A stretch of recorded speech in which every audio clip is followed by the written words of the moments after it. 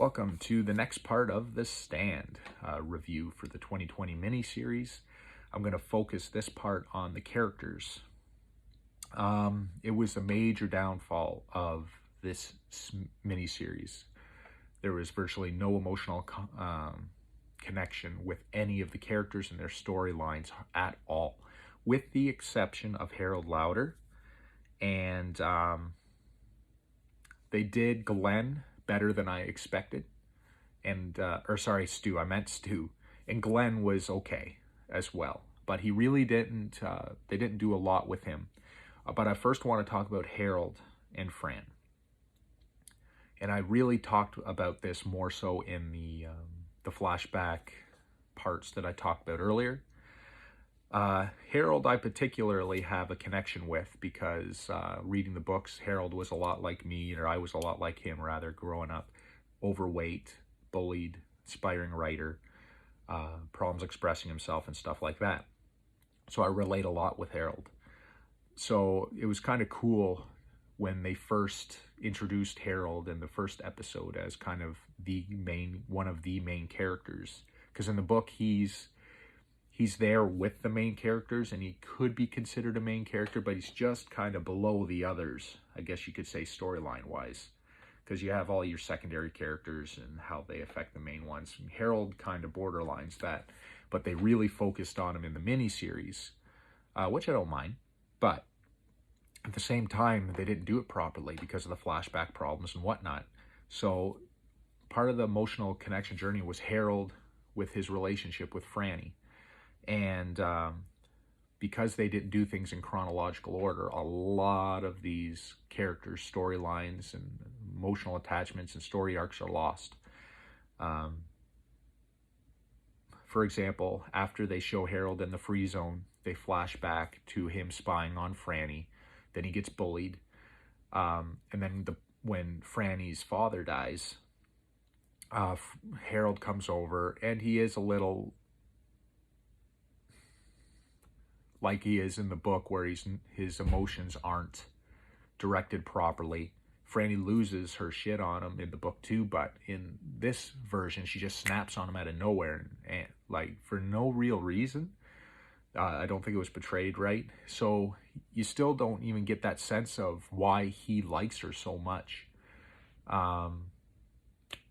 And because they show Fran with Stu and she's really pregnant and everything in the free zone, and then they flash back and they cut out a lot of the journey of Harold and Fran and then Stu and Glenn, a lot of it. So you miss out on that connection, so you don't really care why Harold is so upset, and you don't care why Franny doesn't like him. So it works both ways. You can't even agree with either of them with how they feel because they didn't portray them enough to get that point across. So you could either side with Fran or Harold or whatever and see their sides of the story. They didn't emphasize it enough. I'm going to move on from Harold and Fran now to Larry and Nadine. Larry was focused in the second episode, and they did the flashbacks as well. The same type of problem. You see Larry first coming to the free zone. Very first scene in the future in the free zone, showing up, meeting Stu. Nadine's with him. They're driving in the car to the free zone, and you could tell there's a little bit of tension there. You don't know why.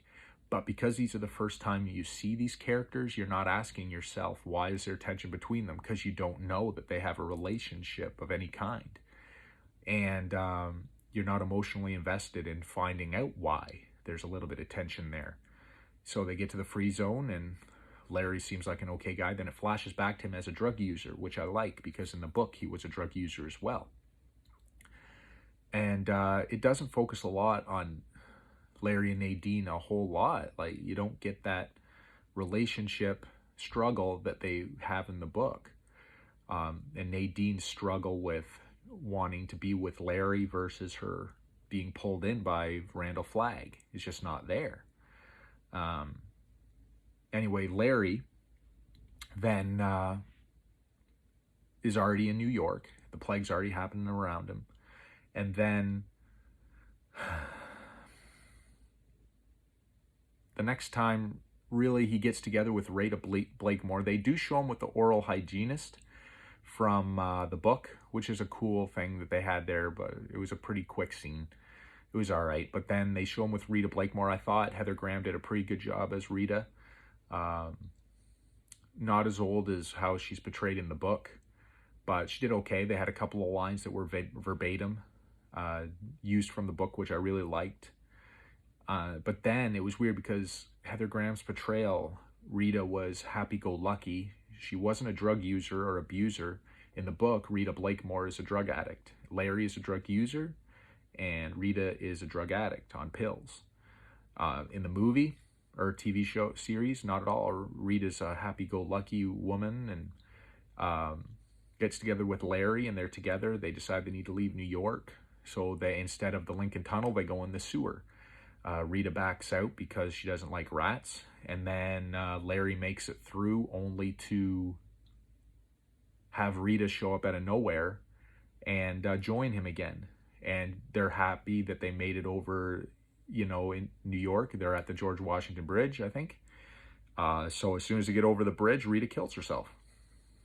She just flips a switch and ODs on Larry's drugs. Larry had a big duffel bag full of drugs that he carried around. And I thought that was a good setup for Larry's character, because in the book he has a big struggle with that particular issue with Rita Blakemore's death. It really affects him for the rest of the story. And in fact, in the book, when they're leaving Stu in the pit, Glenn talks to Stu about his arthritis pills, and he could, if he, you know, takes too many, it'll kill him. Larry sees this and freaks out because he does not want that to happen again, because it's a part of his struggle and his story arc. And he, you know, Larry learns from it, moves on and stuff like that. But they completely ignore that in the miniseries. As soon as Rita dies, it's pretty, you know, partly Larry's fault, that kind of thing, but then they leave it. Then Larry still becomes a good guy. They never really touch on it again. It's not a struggle for Larry whatsoever. He's not a drug user anymore after that. He's just really a guy that's there. He has encounters with Nadine here and there, but they're not a big struggle. Nadine does come to Larry later in the series asking him to have sex with her, and he doesn't know really what's going on. And it's not a big struggle. There's no Lucy in the show at all. I think there was a Lucy for one scene, but she just was mentioned by name. She has nothing to do with the character in the book. So that character was completely removed altogether. So once again, Larry's story arc was really not existent, not there at all.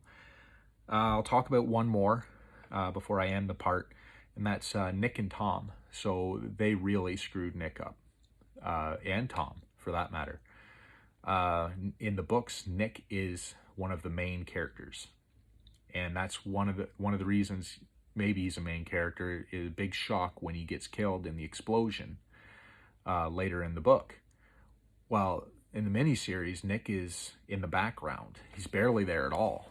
I mean, they show him, for example, in the book, Nick's beat up by Ray Booth and his buddies, and he wakes up in a jail cell. He becomes friends with the sheriff and the doctor and the sheriff's wife. And the story really shows who Nick is and how caring Nick is and stuff like that. And, you know, they get some of Ray Booth's buddies. Nick's got to take care of them in the prison cell while the sheriff is sick. Everybody ends up dying, kind of thing. And then after Nick buries the sheriff's wife, he goes back to the prison, and Ray Booth shows up, gouges out one of his eyes, and then Nick's leg kind of gets infected because he gets shot down the leg, but he kills Ray, and then you know, he moves on from there and eventually meets Tom. In the miniseries, he's in a bar fight with Ray. Ray beats him up. The next thing you know, Nick wakes up in the hospital with an eye patch, which I thought was all right. Okay, you know, you want to explain it that way, so be it. The hospital is virtually deserted. Ray Booth is there. He's sick with the flu. He's handcuffed to a bed. Nick ends up taking care of him, and then he passes out. When he wakes up, Tom Cullen is there. Apparently, Tom's looking for a job. At least that was the gist I got. That's how Nick and Tom meet and how they save time. And they move on from there. Before I end this part, Nick and Tom's relationship in the book is pretty deep. You know, you have a deaf mute person who's really becomes best friends with a mentally challenged person. And in the, they go through a lot of encounters together and they build a relationship. And Nick has a hard time sending him as a spy. He suggests it in the book, but then he's, you know, he struggles with it a little bit. And they have a good relationship and good friendship. In the TV series, you get to see Nick and Tom together, I think a total of 3 or 4 times all together. In the hospital when they first meet, the encounter with Julie Laurie, and then when Nick sends him out as a spy. That's it. You don't see the two characters together at all after that. There's no emotional attachment with either of them. You barely see Tom. Tom has more screen time than Nick for sure, but even Tom, he's more of a background character. He's just kind of there. A lot of the scenes Tom is involved in, he's just there in the background, standing around. He doesn't have a lot of parts. They don't focus on him a lot. I don't know if that has to do with today's societal standards. If it does, you know, shame on CBS for caving for that garbage. But anyway, I won't get more into that. But yeah, so they did those two characters really badly. You lost out on a really good story, a friendship story, a buddy story, because of it. So you have no emotional attachment again to either character. So when Nick dies, it's like, all right, he blew up. When Tom, you know, is on the run from Flag, like I said, it's literally a 2-minute scene where he jumps in the back of a truck to run. And the next time you see Tom, he's with Stu in the pit. And I'll get more into that later because that was a big clusterfuck all on its own.